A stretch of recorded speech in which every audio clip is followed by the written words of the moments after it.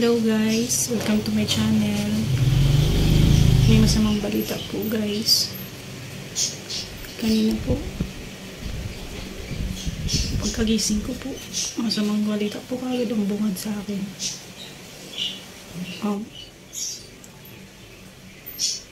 Yung ate ko po kasi wala na. Meron po kasi siyang diabetes. Ilang araw na rin po siya sinugod sa ospital dahil tumaas po yung niya, diabetes na may high blood pa. Tumaas po yung dugo niya. Tsaka nung okay na yung dugo niya, yung sa sugar na lang po niya inaantay mag-okay bago siya i-release. Ilang araw din po siya dun. Ngayon po, nailabas na siya. Nasa bahay na nila. Parang nagpapauwi lang po siya. Inaantay lang po namin na nakalabas na siya sa ospital para madalaw namin, kumustahin. Ngayon, iba po yung pagdalaw namin ngayon, wala na siya. Binalita sa akin ng pamangkin ko kanina madaling araw. Madaling araw daw po nangyari. Kaya nakakabigla po, bigla-biglaan po ang pangyayari. Kasi alam namin na sa ospital pa. Nag-aantay na lang yung huling chat ko dun sa anak niya, nag-aantay na lang ng papel para ma-release siya doon, para makalabas na sila. So nag-aantay lang din ako para pumunta kami sa kanila. So ngayon, ito pang hirap guys. Nasa ospital na nga yung ate ko, nasunugan pa sila. Yung bahay po nilang, isa nilang bahay doon sa area nila, nagkaroon po ng sunog. Yung second floor po ng bahay nila nadamay. Okay lang sana yun, kasi wala namang nangyayari masama sa kanila, walang nasaktan. Pero ito naman yung isang nangyari.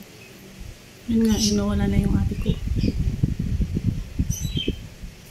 So ngayon, yung mama namin nasa probinsya, alam niya nasa ospital yung ate ko, pero hindi pa niya alam na wala na yung ate ko. Hindi pa alam ngayon ng mga kapatid ko doon kung paano nila sasabihin sa mama ko. So mamaya po guys,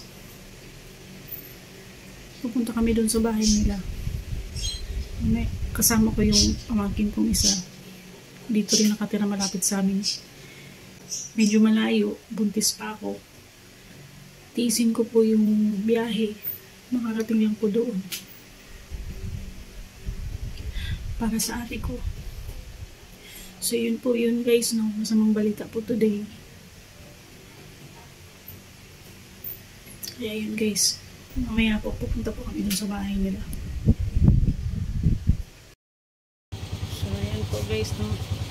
Nagre-ready po kami taluwas ng bahay nila. Ano ba itong masamata ko, buhok?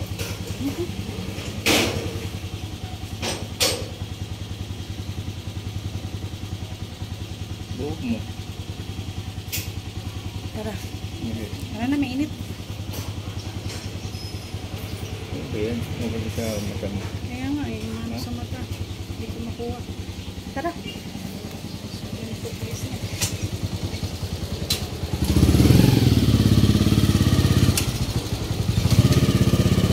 Habang naiwan. So, yun po guys, no? Sulitin ko po yung biyahe ko today. Habang papunta ako dun sa ate ko, kuha naman po ako ng mga orders ko, paninda. Bakit? Ate kaya pa.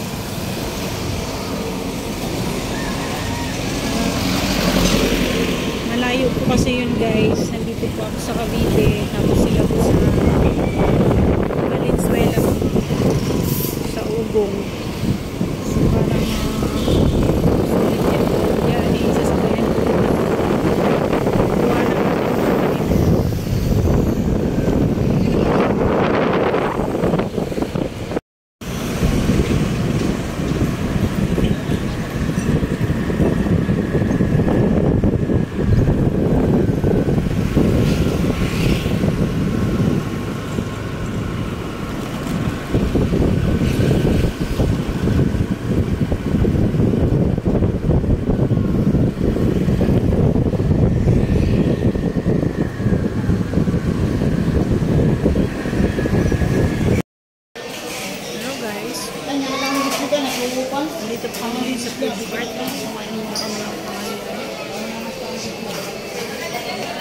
Ubus guys, walang tira.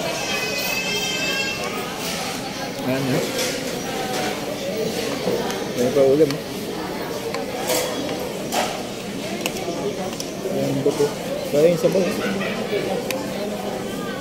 Kira pa naman. Ilang yung yan? Classic mo. Ano? Oo, ano yung cellphone ko?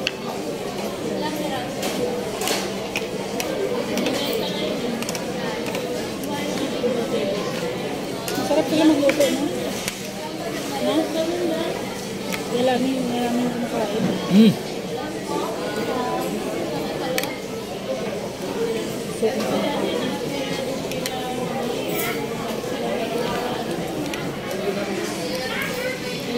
May binibilan po kami ng ulam dito sa food court guys. Sarap po sila magluto. Lalo na yung mga kakanin nila. Yan, dito. Tulad nito, dito. Nabusog ako.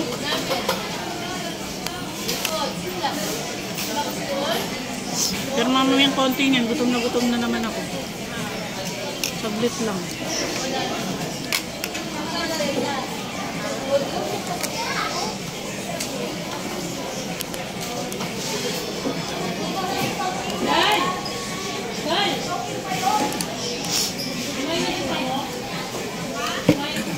Dito po kami ngayon sa palengke, namimili ng aking mga paninda.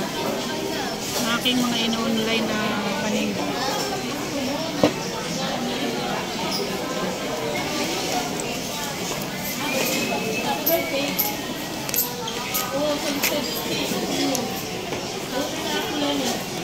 Bago kami pumunta dun sa kapatid ko, dito po muna kami.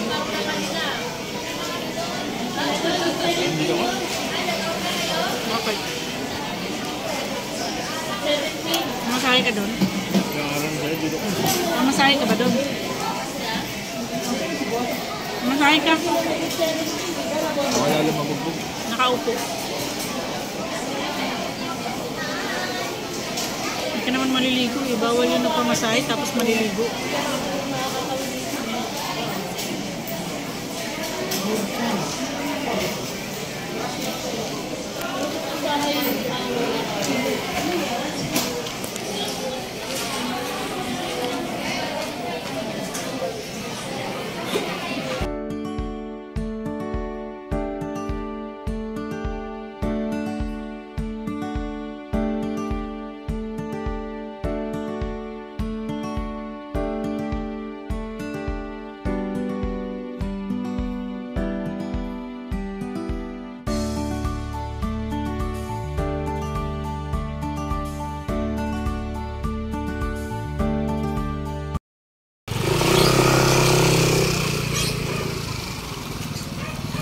Kanina pa kayo nung?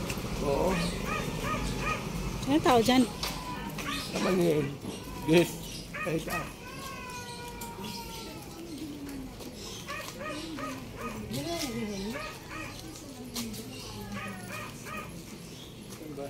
Sa loob? Gano? Gano? Tara, halika na. Halika na.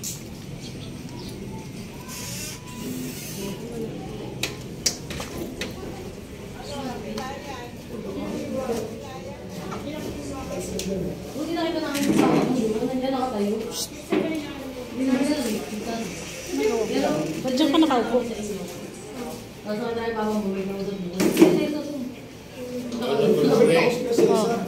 Punta sila ngayon. Mamayang gabi. Punta sila ngayon na.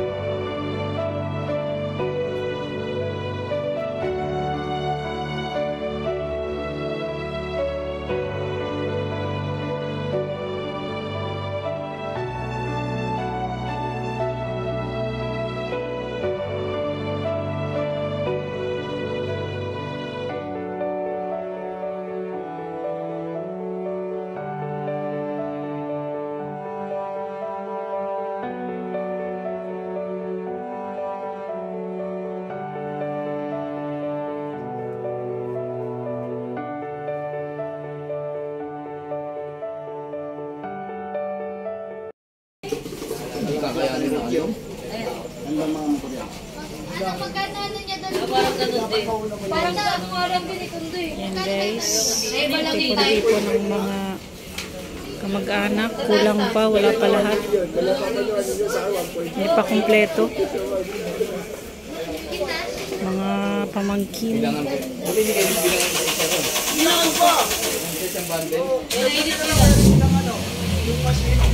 Wala, sige! Malis ka dyan!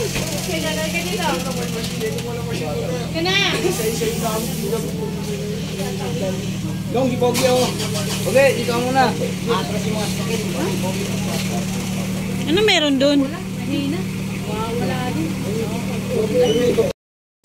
Ayaw, magkano na ito eh?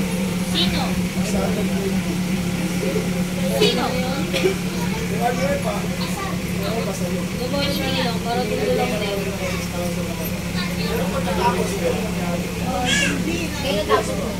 Tandaan nga, Day.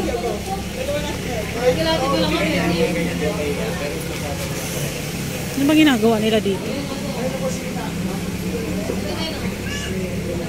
Ginagawa nyo dyan? Ano yan? Prito?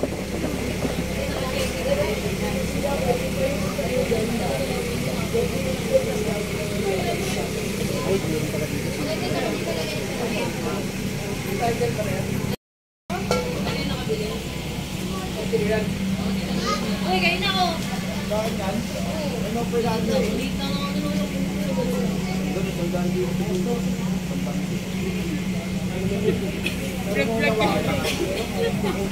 Hello guys, time check. Mag 12 na po, 12 PM. Nandito pa rin po ako sa burol ng aking kapatid, sa aking ate. Maya-mayang konti din po, uwi na rin po kami. Pakabite.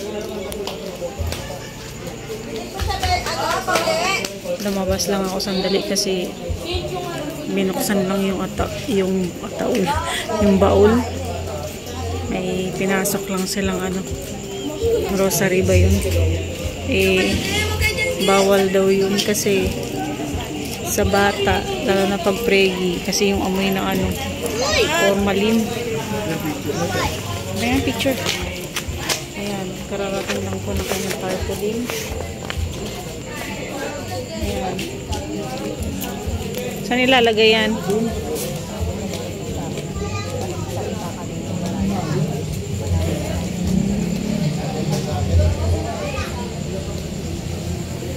Sikip ng tiyan ko. Sikip-sikip, parang banat na banat.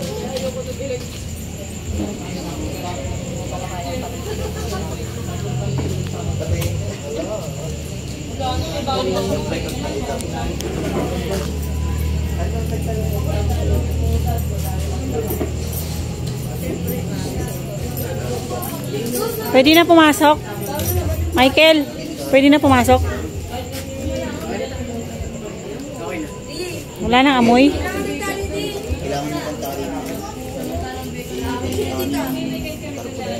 Ayan, pasok na po ako sa loob. Laika, pwede na?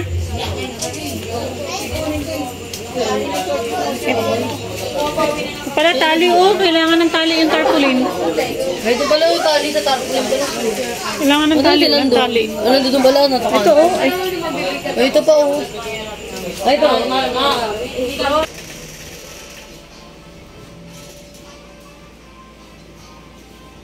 Picture ka ba?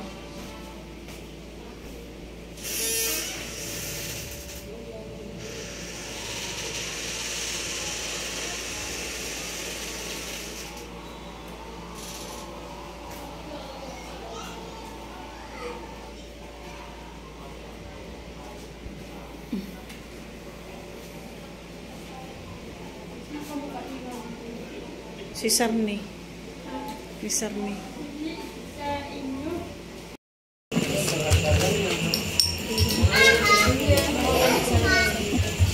Doon sa labas, doon din na lang doon. Sa kabit ng tarpaulin. Samahan mo ako. Dali mo nang tapos na yun. Sikip-sikip ng tiyan ko. Parang alam mo yun, parang lobong-lobo na. Kaya ba kasi kumakain? guys. Ayun o. Namin sila. Lando, kinabit yung tarpaulin.